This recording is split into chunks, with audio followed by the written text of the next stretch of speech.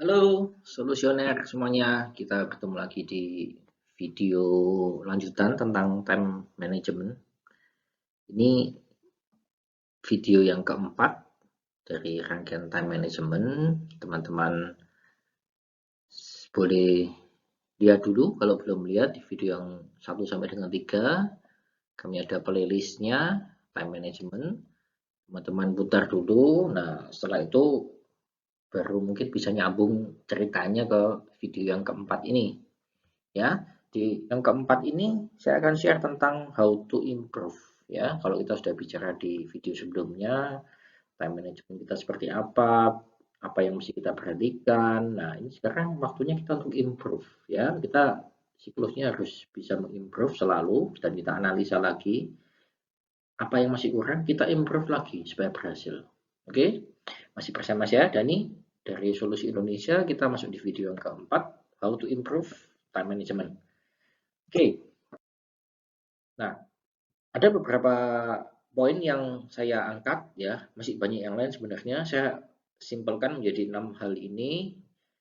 Yang pertama, kita bicara dulu, kita mengubah metode kerja. Kalau teman-teman ingat di video sebelumnya ada tentang batch system. Nah, ini yang perlu kita ubah, ya kan? Contohnya, teman-teman mungkin pernah mendengar istilah Pokayoke, ya, alat anti salah ini sebetulnya. Kemudian life hack.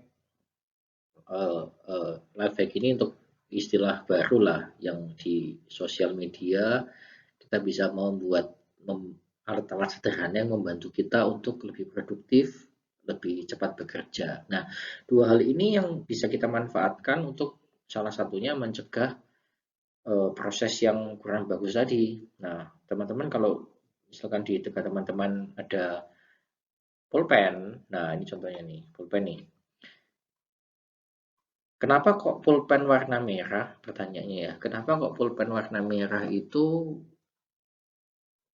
tutupnya warnanya merah? Pulpen warna biru tutupnya warna biru, pulpen warna hitam tutupnya warna hitam. Nah, ini untuk memudahkan sebetulnya ya.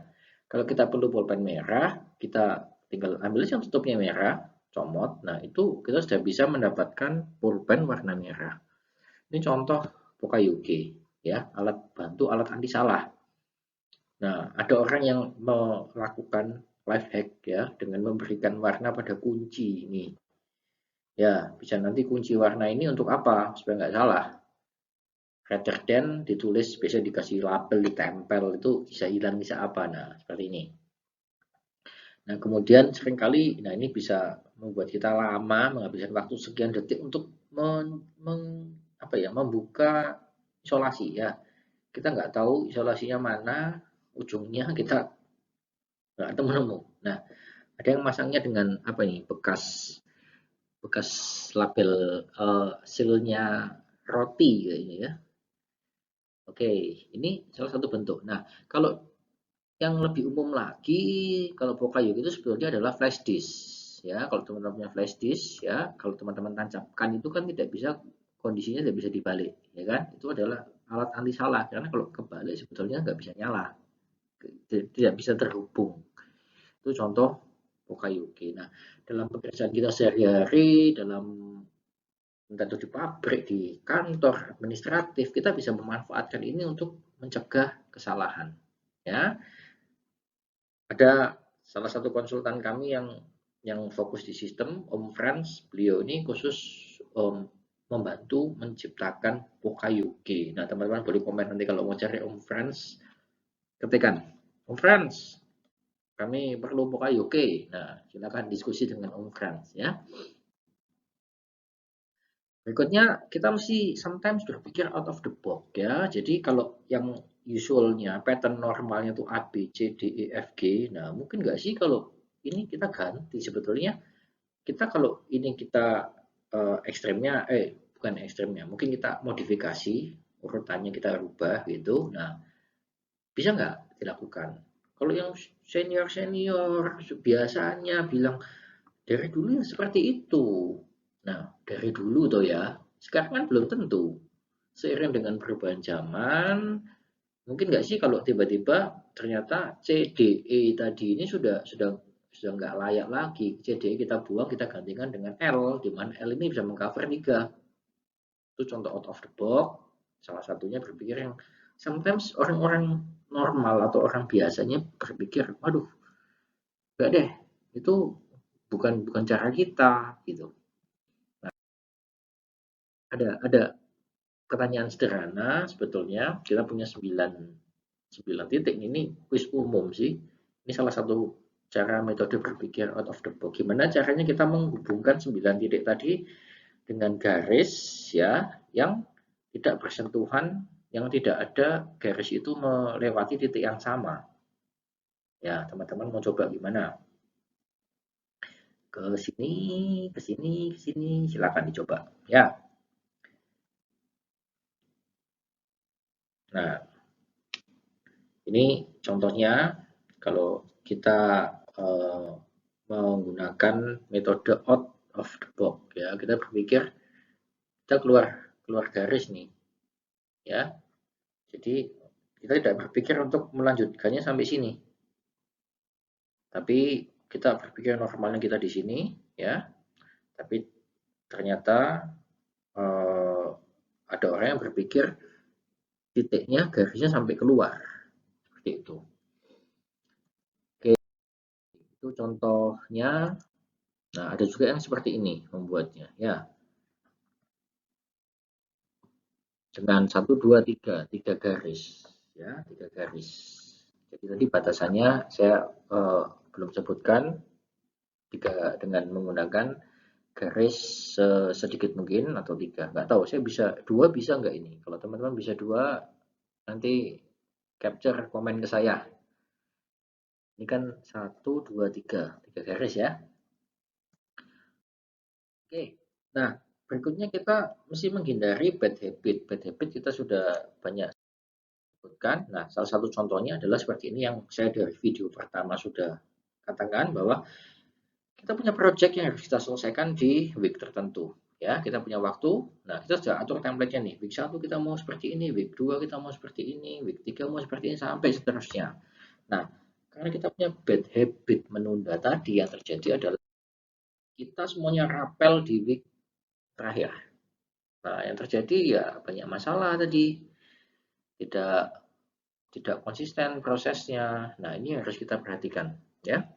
Tadi harus, kalau sudah di-planningkan, sudah di-schedulekan, ya lakukanlah seperti itu.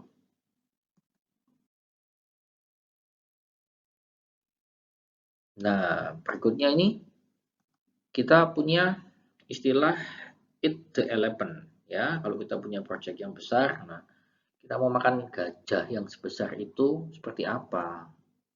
Bisa kan langsung? Nah, nggak bisa kan? Kita mesti cacah tadi. Kita separate, kita bagi dalam tas-tas kecil atau dalam mini-mini project, dalam small group, yang itu nanti akan menjadi satu rangkaian yang besar utuh ya. Kita nggak mungkin gini langsung ada kata gajah boleh dimakan loh ya, ini hanya istilah aja.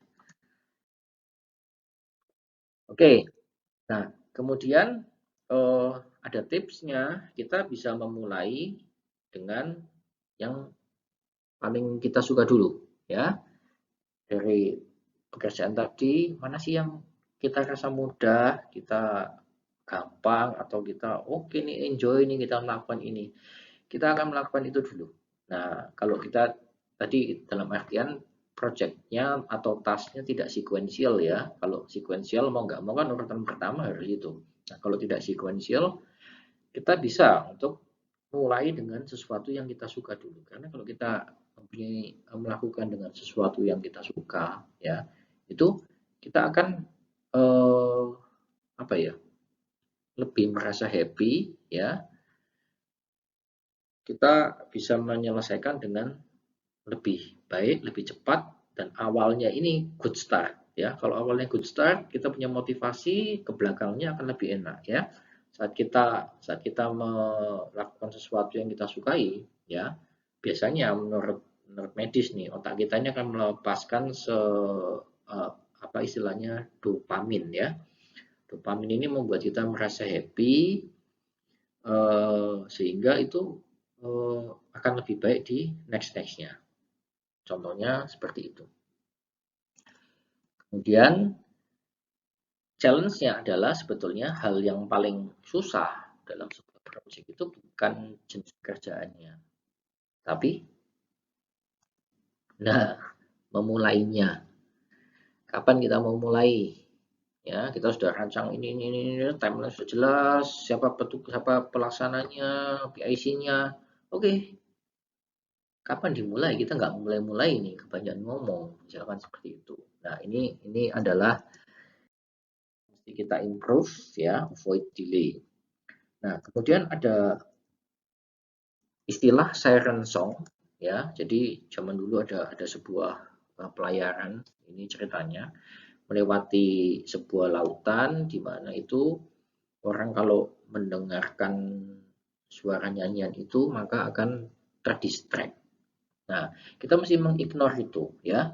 Jadi tadi ada interrupsi, ada distraction, kita sedang bekerja, tiba-tiba tetangga sebelah rame nih. Waduh, kita kepo. Kita stop, kita lari ke sana. Nah, itu menyebabkan kita menjadi tidak produktif. Contoh paling gampang di jalan ya. Kita sedang driving, riding, kemudian ada rame-rame di sana. Kita berhenti, kita pelan-pelan, kita lihat ke kanan. Apa yang terjadi? Belakang kita kan jadi terhambat. Nah, itu contohnya ya. Distraction itu harus kita hindari. Kill the distraction. Oke. Nah, kemudian masih banyak lagi ya. Tadi BTP, planning, delegasi, additional tool. Nah, untuk membuat delegasi, melakukan delegasi ini, kita bisa membuat istilahnya delegasi mapping, EBC ya. Kita petakan dari tim saya ya, dari tim kita ada di posisi mana sih? Nah, now and future ya. Ini cara bahasanya adalah kita punya X-nya now, Y-nya future. Kalau ini A dan A, ini artinya kompeten ya. Dia ini sekarang kompeten dan in the future dia tetap kompeten. Nah, ini adalah orang yang harus kita pertahankan dan kita bisa berikan delegasi untuk hal-hal yang memang jadi porsinya dia bisa tanggung jawab dan seterusnya ya. Petakan ini. Nah, tapi kalau yang di sini, nah di C dan C ini tidak kompeten sekarang dan future pun tidak dirasa tidak kompeten, sudah dilakukan training ya sudah, ini adalah deadwood yang mesti segera dipikirkan mau diapakan. Mungkin dia tidak cocok di tempat ini atau sebetulnya dia punya passion lain, punya skill di departemen lain. Teman-teman bisa lakukan pergeseran seperti itu. Nah, pertanyaan saya, kalau teman-teman punya uang 86.400 mau diapakan? Nah, ini sebetulnya paradigmanya adalah 86.400 itu adalah waktu yang kita punya dalam satuan detik ya, dalam satu hari. Nah, kalau kita punya ini kita mau apakan? Mau dibelikan apa? Belikan apa? Itu sama dengan kita memanage waktu kita. Dalam satu hari kita mau lakukan apa itu harus di-manage dengan baik. Poinnya di sana. Kemudian ada yang menyampaikan tentang pickle jar teori. Nah, ini saya punya sebuah toples ya, jar tadi. Kemudian kita punya batu, kita punya kerikil ini, kita punya pasir dan kita punya air. Pertanyaannya kalau teman-teman mau ngisi itu, kita harus bisa memenuhi wadah itu tadi atau waktu kita dalam satu hari. Teman-teman mau isi apa? Apa dulu yang dimasukkan? Kemudian kira-kira kalau masuk semua penuh enggak? Nah, coba teman-teman renungkan, pikirkan ya. Teman-teman boleh pause video ini dulu, tuliskan jawabannya ya. Setelah itu kalau sudah selesai dituliskan atau teman-teman komen di bawah. Nah, setelah itu di-play lagi ya. Paradigmanya adalah bahwa batu ini melambangkan sesuatu hal yang penting dan mendesak ya. Kita harus masukkan batu itu dulu supaya penuh ya. Penuh atau paling enggak segini misalkan. Nah, kemudian setelah itu kita masukkan yang lebih kecil, kerikil, ya.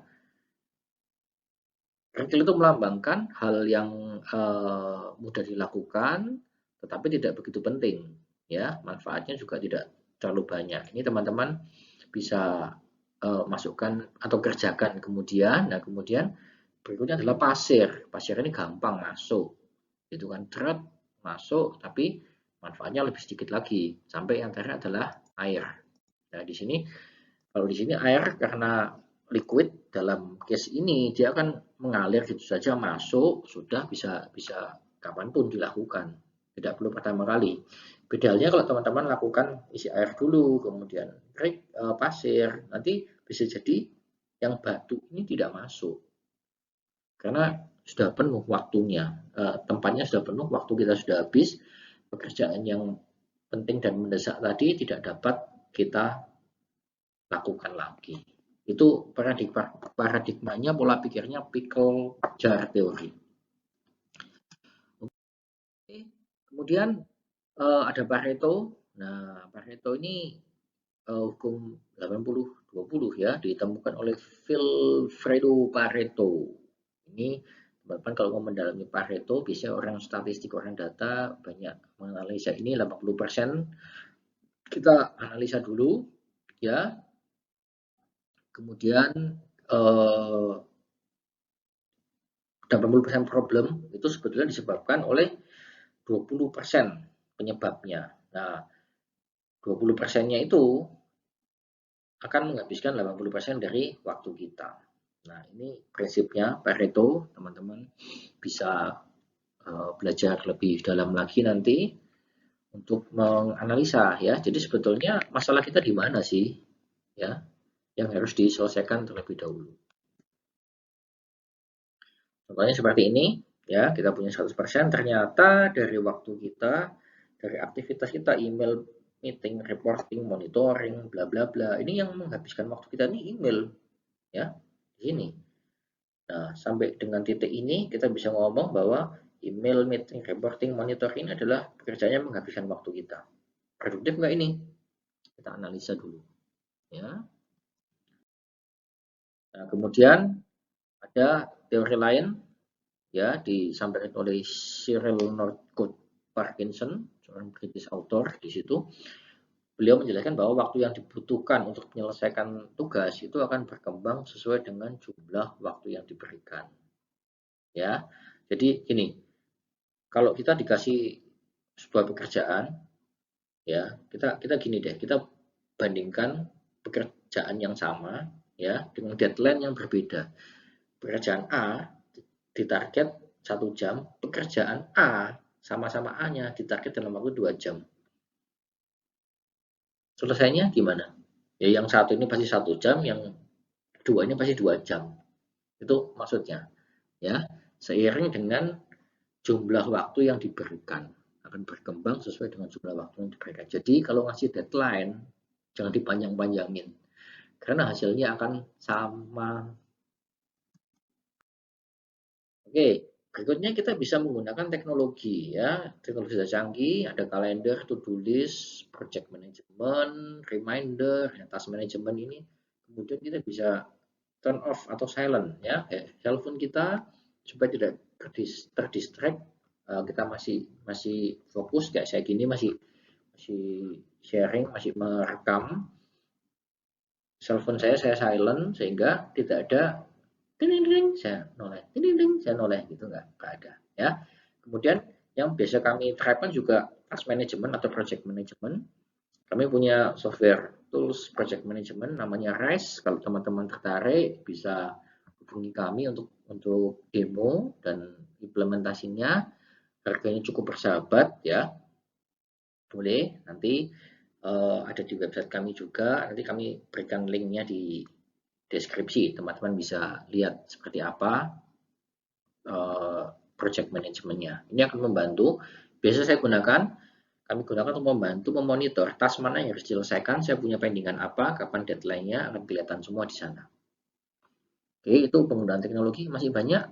Contohnya, nah salah satunya yang paling sering kita buka, misalnya Google Google itu punya timer ya, teman-teman. Kalau yang belum tahu fitur ini, kita bisa setting, kita kasih alarm bekerja, kita buka browser misalkan, kita set timer for berapa waktunya. Nah, saat itu timernya habis, kita akan di alarm, ada alertnya dari Google, bisa ada suaranya. Nah, itu membantu kita dalam mengerjakan tugas.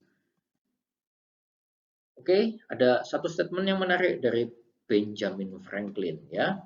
You may delay but time will not.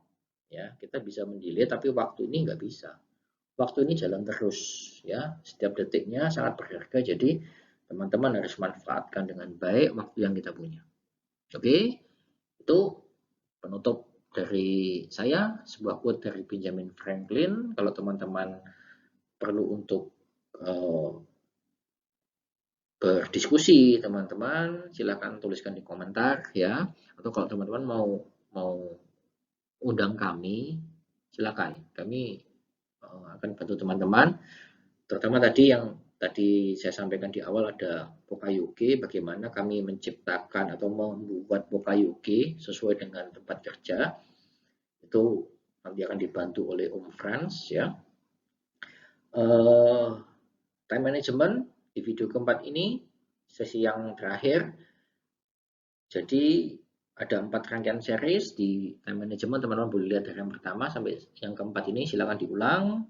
Kalau masih ada pertanyaan, silakan di komen, nanti saya akan tambahkan, saya upload lagi videonya ya, menjawab pertanyaan dari teman-teman semuanya.